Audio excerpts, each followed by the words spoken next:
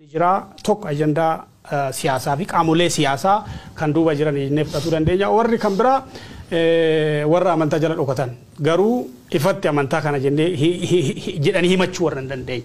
By the way, irreechi dhuguma faallaa amantaa odoo ta'e hoogganni amantaa gadi ba'eetti balaaleffata ture. Dhaabi amantaa tokko irreechi badaadha. Irreechi hojii seexanaati. Irreechi haraamaa. Irreechi cubbamaadha. Irreechi cubbuudha jedhee hoogganni amantaa kamiyyuu yoo gadi ba'ee dubbatu agar. Amantaa kam keessa hawaasi jiru garuu hooggan amantaa jala yaa'a.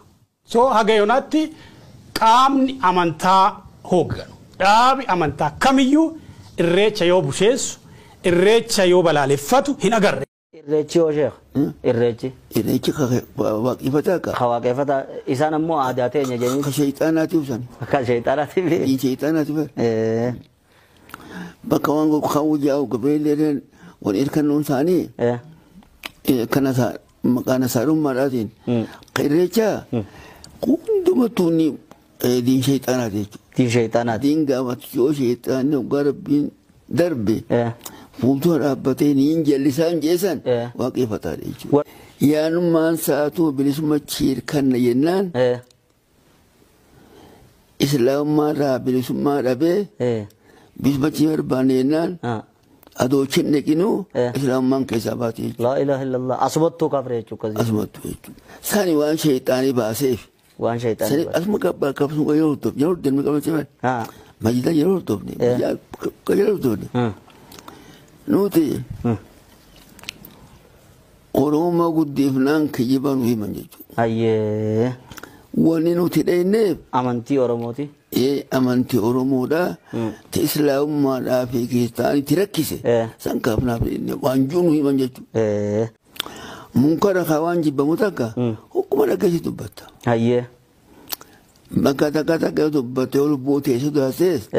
Yoggaa san calli bu'aa san hirmaachi baate jechuudha. Ayyee. Rubbuu sodaachuu baate himuudhaaf. Kaleen himne irraa himteen ta'uu qabnu jechuudha. Ogguu musiimii joote sodatti himuu qabu. Ogguma himta mari'ati. Munkara ogguu harkanoon himan ishee ogguma inni dhaabbatu san. Ogguma dhaabbatu himaa jee. Ogguma inni dhaabbatu san. Ayyee. Yoo harkaan dandeessees yoo harkaan dadhabde afaanii yoo dadhabde inkaari munkanaa qalbiin jee budaa bu'uudha.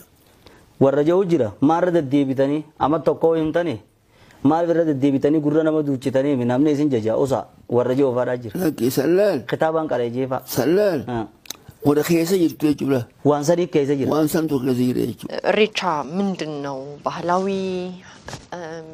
ስርዓት ነው ወይስ ሃይማኖታዊ ስርዓት ነው የሚለው ነው? ይሄ ሃይማኖት ከባህል ይለያል የሚባለው ውሸት ነው።